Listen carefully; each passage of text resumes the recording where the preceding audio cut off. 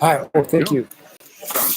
Great pleasure. Thank you very much for taking the time. Oh, not a problem.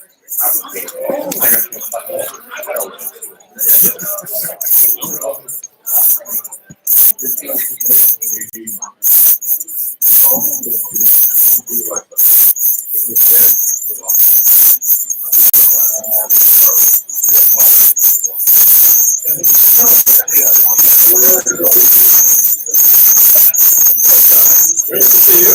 Thank you for being here and joining us. I think I'm one of the last, Oh, sure we did, yeah. Because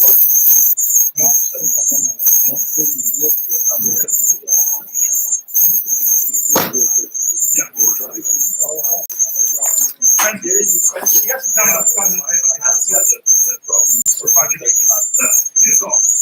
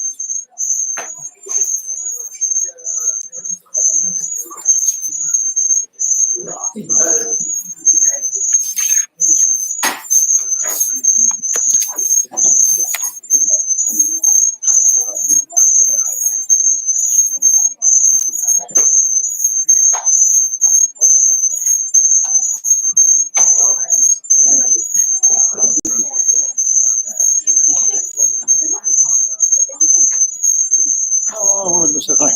How are you?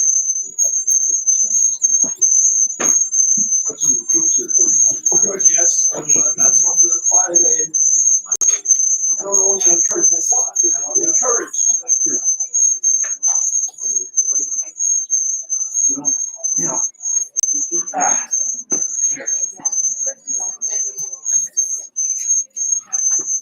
Okay.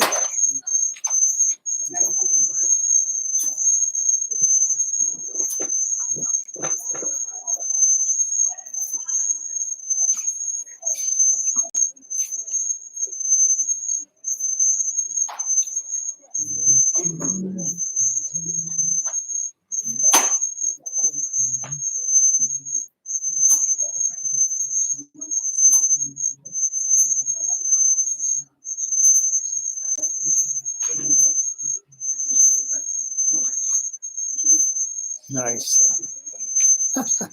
Just the way it looks. Just the way it's supposed to look.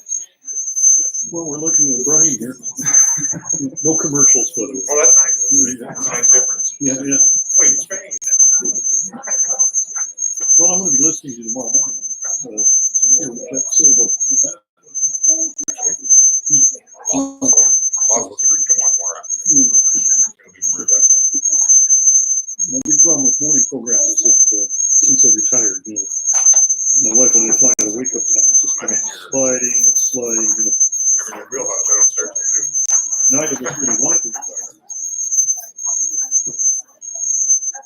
And when we finally got into it, this guy, of course, never stops. You're pretty busy. Yeah. Yeah, I miss that. Not hard to get sucked back into it. Yeah, well, I'm hoping for, Yeah.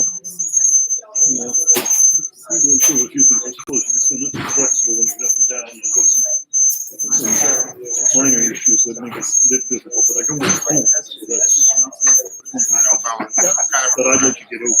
I know. Meet people. Maybe you're pretty easy. I just see if this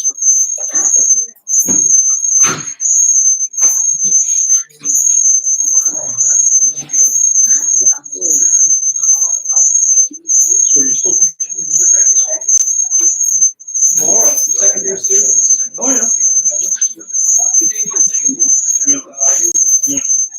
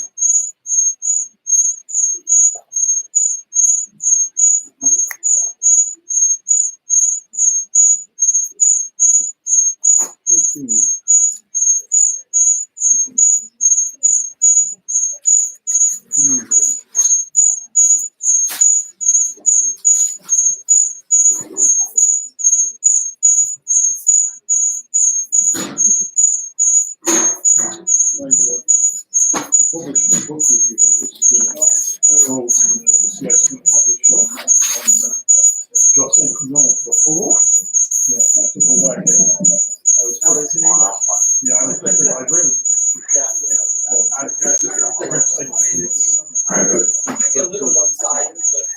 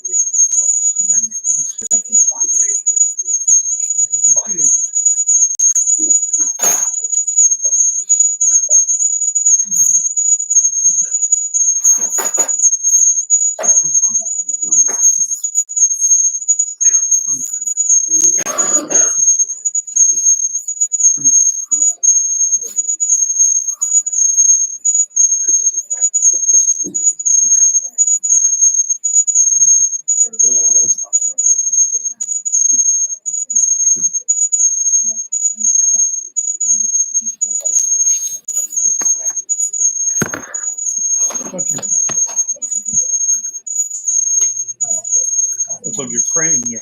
Yeah. Yeah.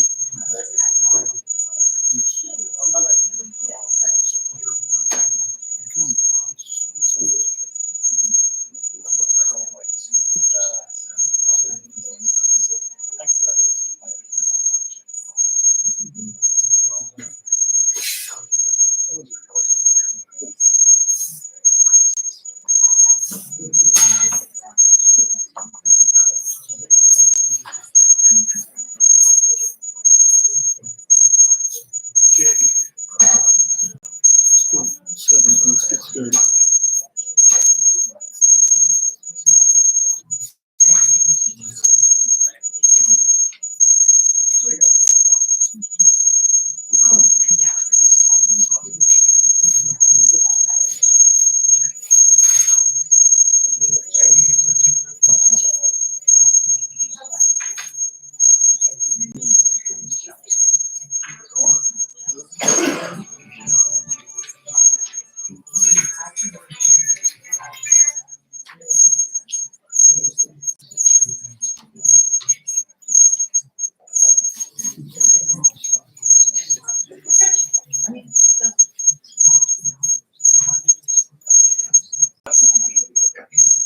Oh, well.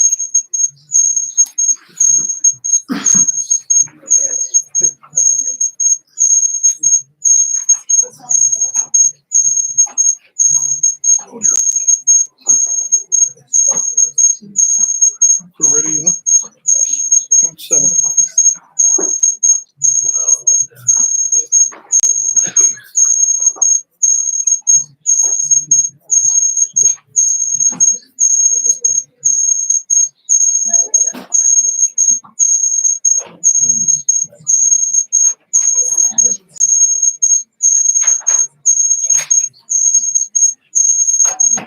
Thanks so much. There we go.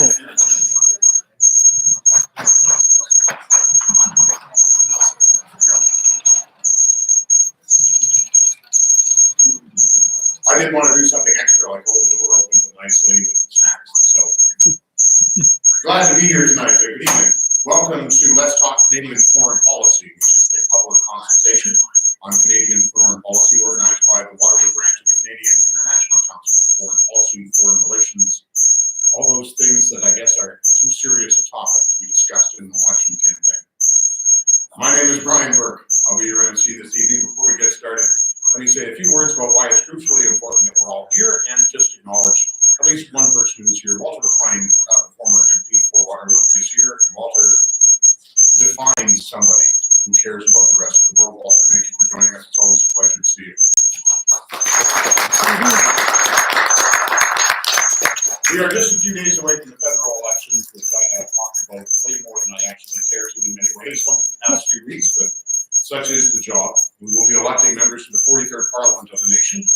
In the past month or so, much debate and discussion has taken place at home in the public sphere, and of course in cyberspace, about what our priorities as a nation should be. Indigenous affairs, climate change, the economy, taxes, immigration even, just a little bit, foreign aid. Seemingly, however, and has been the unfortunate custom, much less discussion takes place, especially in the public sphere, on the bigger issue of foreign policy. Yet we're well aware that 3/4 of our exports go to the United States. We know our small, mid-sized, and large businesses depend on those foreign markets. We are only 37 million people. Markets way beyond our borders, and most certainly in a way to the east, west, and even north of the 49 parallel. We do tend to look south an awful lot. The next point is certainly not new, that we are daily grappling with the effects of climate change. It's often extremely difficult, if not possible, to ignore how goings on globally affect our daily lives here in Canada. We're here this evening, all of you, to hear about your opinion. And it is nice to see all kinds of age spectrums, different people, different thoughts, different great ideas come from everywhere. You'd never know that if you belong to a political party these days, but they do actually come from anywhere. We do want to hear your opinions. Our discussions tonight are organized with the purpose for you to express your opinion on Canadian foreign policy and what you deem most important for our nation. Dr. Andrew Cooper from the University of Waterloo will say a few introductory remarks, whereby setting the stage for our moderated discussions. We do thank Professor Cooper for joining us this evening. Now I get to read his bio, which takes a lot longer than most people's, to be honest. Andrew F. Cooper is professor at the Waterloo School of International Affairs and the Department of Political Science, University of Waterloo. From 2003 to 2010, he was the Associate Director and Distinguished Fellow of the Center for International Governance Innovation, or CG. Holding a doctorate in philosophy from Oxford University, he was the Canada-U.S. Fulbright Research Chair at the University of Southern California in 2009, Fulbright Scholar in Western Hemisphere Program at the School of Advanced International Studies, Johns Hopkins University in Washington, D.C. in 2000, and the Leger Fellow, Department of Foreign Affairs and International Trade, Canada, in 1993 to 1994. Ladies and gentlemen, Professor Andrew Cooper.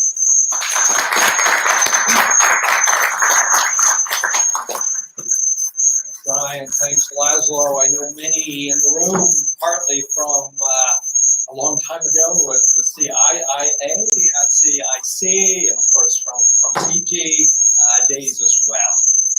I should say, because of the kind of interruption of CG, I sort of moved away from Canadian foreign policy. So I think my take tonight is kind of the broad trends. Which probably, as Brian suggested, this is a good thing because we don't see too many details on foreign policy. We see no standalone debate about foreign policy. We see a lot of leaders kind of running for cover when the question about global leadership comes out, talking more about domestic or indeed personal matters. And of course, kind of exacerbating that type of approach, we see a kind of a hollowing out of the issues that I would take as kind of a long-standing observer of foreign policy, kind of what you would say about the main game of foreign policy. As Brian suggested, we don't see much on the U.S., we don't see much on trade, we don't even really see too much about geopolitics. What we do see, of course, is kind of a stretching out of the agenda, whether this is foreign policy, whether it's transnational relations, whether it's global governance, whether it's kind of polarized domestic politics is unclear. But what we do see and will continue to see is issues like migration, issues like environment coming to the fore. So I know I only have a few minutes, so I thought I would at least have three kind of explanations about why this has happened. One, of course, is a good explanation. That these are the issues, the passions, the emotions that young people are going to be enthusiastic about. Sometimes it's hard to be enthusiastic about trade unless you're in the trade business. You can certainly be passionate about climate change, climate strike. And of course, in a moment where Greta has grabbed the spotlight, she might even grab it more on Friday if she gets the Nobel. This is, I think, a good explanation, or at least a partial explanation. A second explanation, not so good, is that Canada and Canadian foreign policy is in retreat. That really the foreign policy is kind of hollowed out. That many of the expectations of foreign policy are no longer seen in an optimistic spirit. We see, of course, Canada overshadowed on trade politics. Most of the debate, of course, is U.S., China, EU, even on the North American continent, Mexico has attention. Geopolitically, can we say that Canada is a first-class nation? I doubt it. And all of these things are much more pessimistic. And I know talking to Walter, I'm talking about Roland Harris's op-ed in the Globe and Mail a couple of days ago, talking about a review. And of course, we've seen reviews before. Reviews are good, but as tonight, we'll see that maybe we need a bit of action as well as review. The third explanation, and maybe more of a controversial explanation, and I know this will get pushback from the people that are green advocates or even People's Party, if there are any, and of course even the NDP, is that there's a fundamental similarity, at least in the core issues of foreign policy, between the putative dominant parties, the parties that would be able to form liberals and conservatives. In some ways, this is strange and paradoxical. When you look at the debate, there's not much of a debate about the NAFTA negotiations, NAFTA Plus, NAFTA, the successor negotiations. I think most people have realized that Canadian negotiators did a good job. Surprisingly, there's very little debate about extension of trade policy into Europe, into Asia Pacific. If there are debates, they come from other countries rather than Canada. And even on some of these geopolitical issues, certainly, post-Afghanistan, there isn't, looking back at the Afghanistan episode, we don't see a huge amount of debate about that. I mean, some differences, but not a huge debate.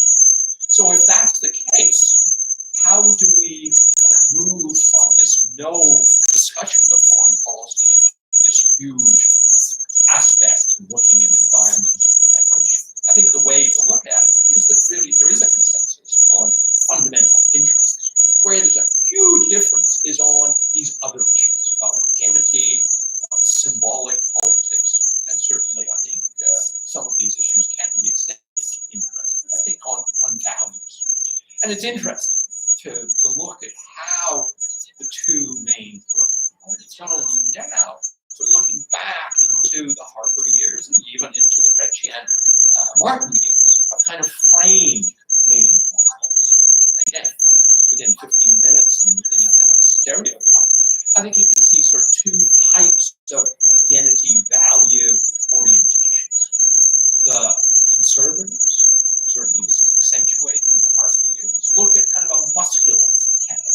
They like the idea of looking back to the past. And of course, the fact that the debate was held in the History Museum on Monday is a good reflection of looking back and going to that museum during the Harper years. We had all sorts of things from the Boer War, Amy Rid, World War I, World War II, certainly a different orientation than the Liberals. The Liberals also look back, but it's kind of looking back in a completely different way. It's looking back to Pearson peacekeeping, the statues in Ottawa, memorials. It's looking back even more recently, our time, certainly of the older people in the audience, to all these what I talked about in the 90s, about niche diplomacy, looking at things like the International Criminal Court, looking at landmarks, looking at small arms, looking at these kind of initiatives that grabbed attention at the time, but were very much debated by conservatives, even conservatives that maybe are more conservative than even many of the conservatives who are running for office. Conrad Black comes to mind, who sort of always disputed the fact that Canada would be able to be like-minded with these small countries. You've got to be there with the big countries. You've got to be with our traditional partners, with the United States, with Britain. And indeed, in some ways, we can see the extension of these two different models, muscular model, into other areas. And again, I think all of you will be able to figure out some of these areas that you see the same sort of debates taking place. The difference between conservatives and liberals on energy policy. There's kind of a muscularity about the conservative approach. When you look at, again, the Harper years, talking about Canada as an energy superpower,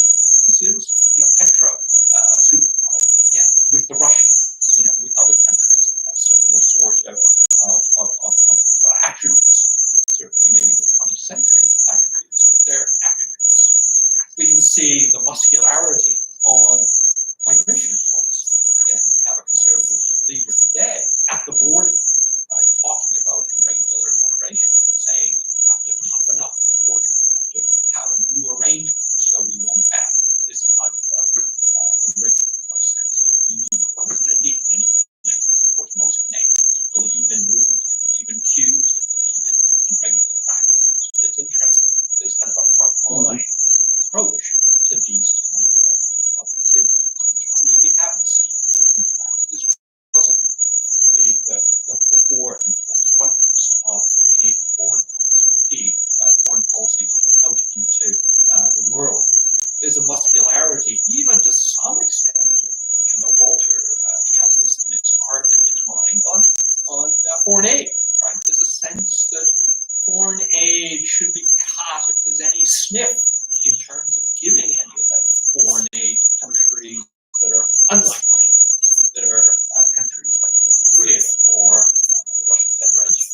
Again, we don't tend to, in fact, I don't think we do any bilateral foreign aid to those countries. If there is any aid, it's through multilateral organizations, United Nations, or other bodies. But at the same time, there's a sense that there's kind of a muscularity of that function. When we switch, and again, I don't want to go on too long, because I know lots of other people want to get into the conversation and do kind of practical things.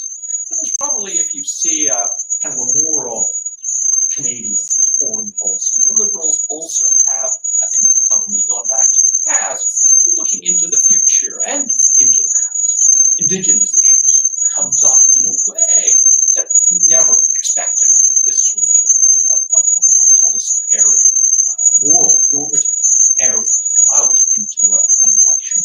Even the Bloc, I couldn't believe it, Bloc is talking about sovereignty for Indigenous peoples, where in the past this would have been taboo, I think, for most sovereigntists, or all sovereigntists. And of course, even the Liberals in the past, there was a concern that Indigenous sovereignty might lead to Quebec sovereignty. Once you opened up the doors of one, you would have problems with the other. But now, that seems to have disappeared. And there's a sense of normative purpose, there's a sense of coming to terms. One can debate about how it happened, why it hasn't happened earlier, should it have more normative purpose. But there's certainly a sense of contrition, a sense of apology, a sense of looking back to the past and having, again, a sense of reflection about the past that I think is very much the case. Even on a question like Saudi Arabia, we see Canada as a model country to some extent. I mean, whether you think that tweet diplomacy is a good thing or not, we see, of course, tweet diplomacy from other parts of the world that probably we don't have much taste for. But certainly, whether, again, you're in favor of a foreign minister tweeting or not, we can see that certainly this spills over as a ricochet effect. It's a huge sense of kind of moral purpose that many other countries around the world, even if they're like-minded on other issues, don't tend to fall in line with a Canadian foreign policy that's explicitly feminist. Certainly, I think this is one of the interesting examples, whether it's by default or by design.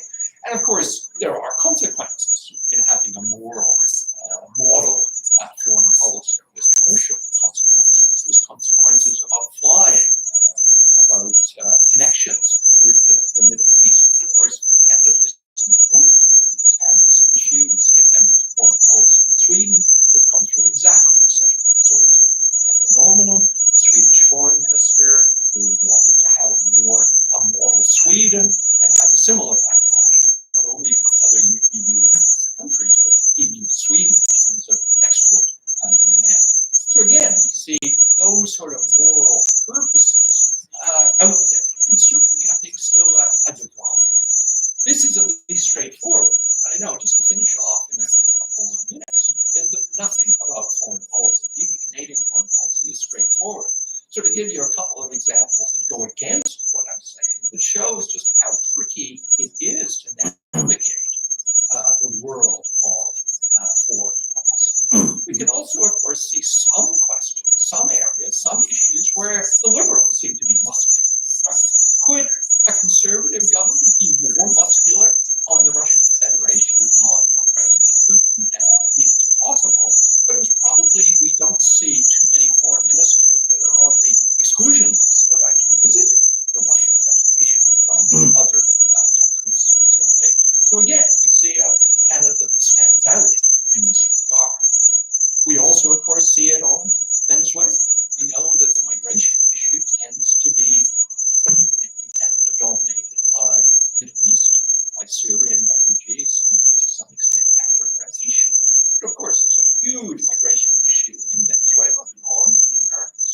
And we can see also that, of course, the Liberals in that regard are much more muscular than one would have expected. You see a Lima group that, again, Minister Freeland has been extremely dogged, determined at the expense of irritating and perhaps even going beyond irritation with many NGOs, civil society groups that are much more sympathetic to a Maduro government in Venezuela than she is. So again, on that side, we see muscularity, we see sanctions on individuals within Venezuela. But again, it would be interesting if the conservatives would be even more muscular on an issue like this. I don't know. And just to turn the tables around, just for one final example, just to give equal billing to the conservatives, that we can see that even if the conservatives like muscularity on all sorts of issues, there's one area that we have probably the only explanation for policy and much more a moral purpose. And of course, this is on the Chinese front. We see a conservative party that, if we look back, we saw many of the conservative economic interests, there would seem to be a rationality about pushing for kind of a rapprochement with the PRC, the Republic of China. This would seem to be a model even going back to the 1950s with the conservative government of John Evenmaker that opened up the trade to PRC, to Red China, as it was called then, selling wheat when no other country would sell. And of course, on this, we don't see kind of an instrumentality or a muscular, we see a much more moral approach. Whether the moral approach is a good one or not, we see it's probably an approach that does seem to put values. This is, again, not new.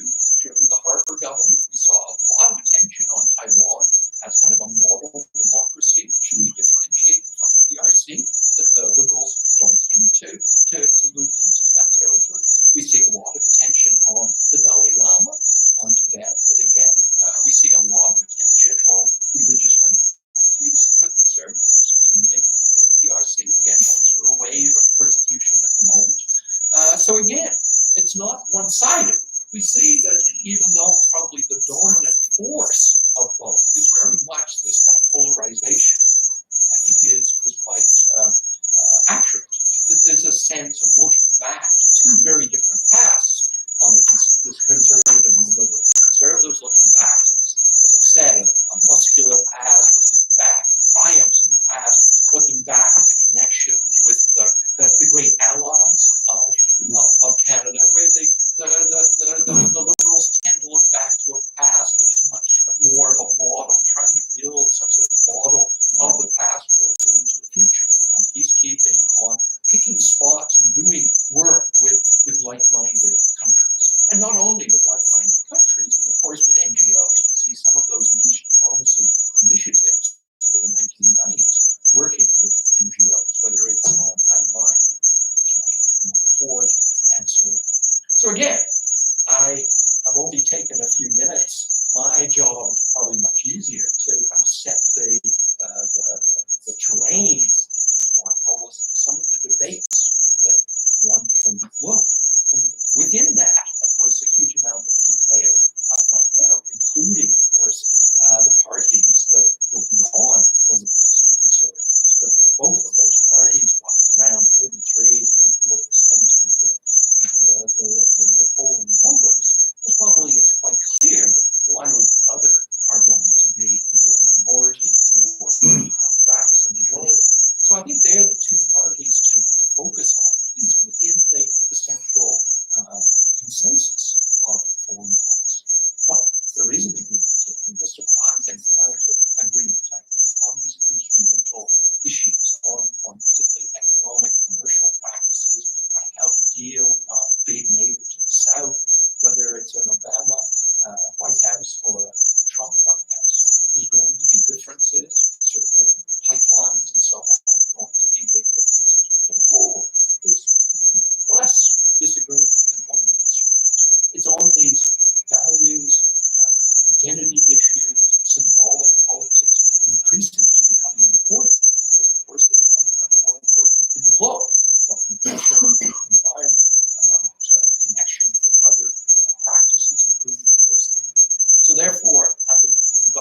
groups that I think can look at these in much more detail. Some of these very traditional in some ways, even more for security as a more traditional component. Others, of course, moving off and into very much 21st century. And of course, in some ways, the property of the not just the next generation, but the generation now is going to be the future. And of course, we'll wait on Friday to see if the young generation has a champion in place. But I know here we've got lots of champions. So again, thank you.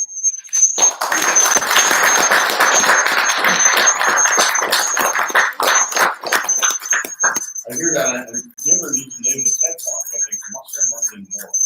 The three pillars, right? It's interesting to think about all of those issues in that way. And I guess if you want to the map and then look at the formula, how do you balance each one of those? And that makes it interesting. Laszlo is going to say a few words here on behalf of the Waterloo chapter of the Canadian International Council.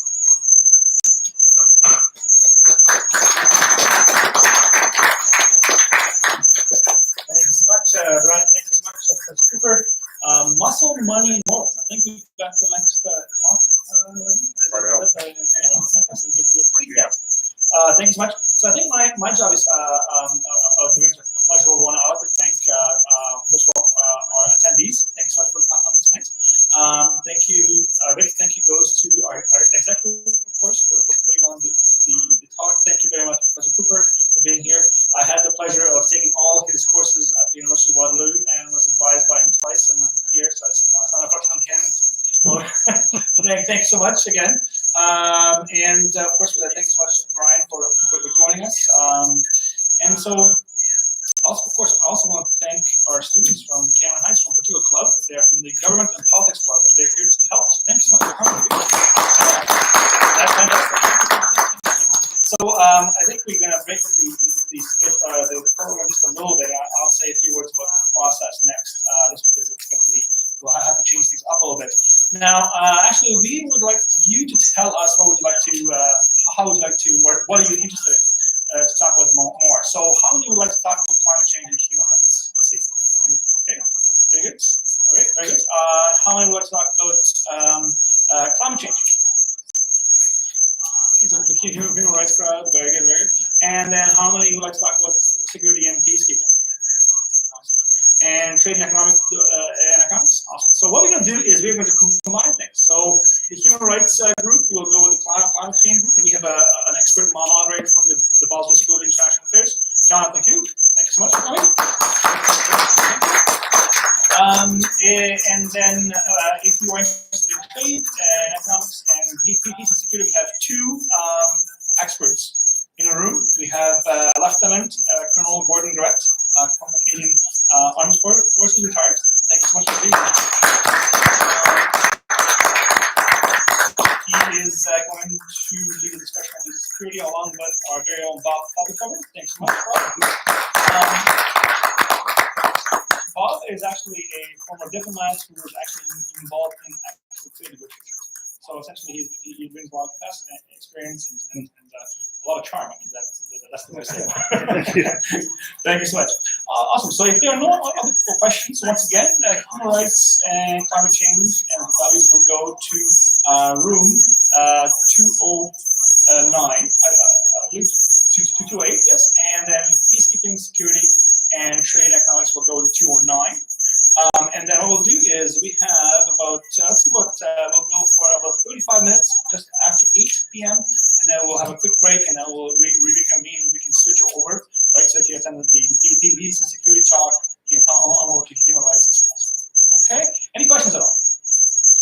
I just want to remind you that this is your discussion. This is public discussion. So we thank Professor Cooper very much for his insights. We of course thank the Honorable Walter McLean, the Honorary Consul of Namibia, for being here and reminding us how important foreign policy and discussion is.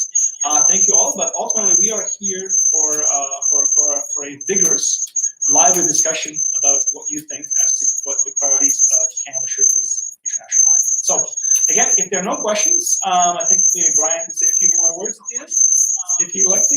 Sure. Yes, absolutely, and then we'll go off. So remember, human rights and climate change in 208, and then peace, security, trade, and economics in 209. And please remember, we have lots of food, so please enjoy and indulge because we've got quite a bit of snacks. Thanks so much. Thank you.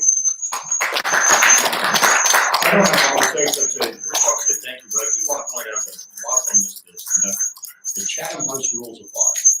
That means that information disclosed during a meeting may be reported by those present, but the source of that information may not be explicitly or implicitly identified. In other words, what happens in CIC stays in CIC.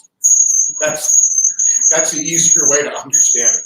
I want to thank you for being invited. I really love what you had to say, Professor Cooper. We're going to have you on the air to talk about that. But meanwhile, tomorrow I'll have Laszlo on the air. He's going to talk about what this group does, about why it's important to have foreign policy that makes sense for our country and its people, and why we should have more of a discussion about it. So Laszlo, thank you for joining me tomorrow. That's going to be an interesting discussion, and I hope all of you enjoy your discussion tonight. I think it's awesome that we have people who are half the age of my own children. Oh, 2:30. It's 2:30, slightly before this. So people who are half the age of my own children, who are actually have an interest in this and are going to lead the discussion, because you're going to be around when a lot of us old people aren't. So could you fix things, maybe? Thanks.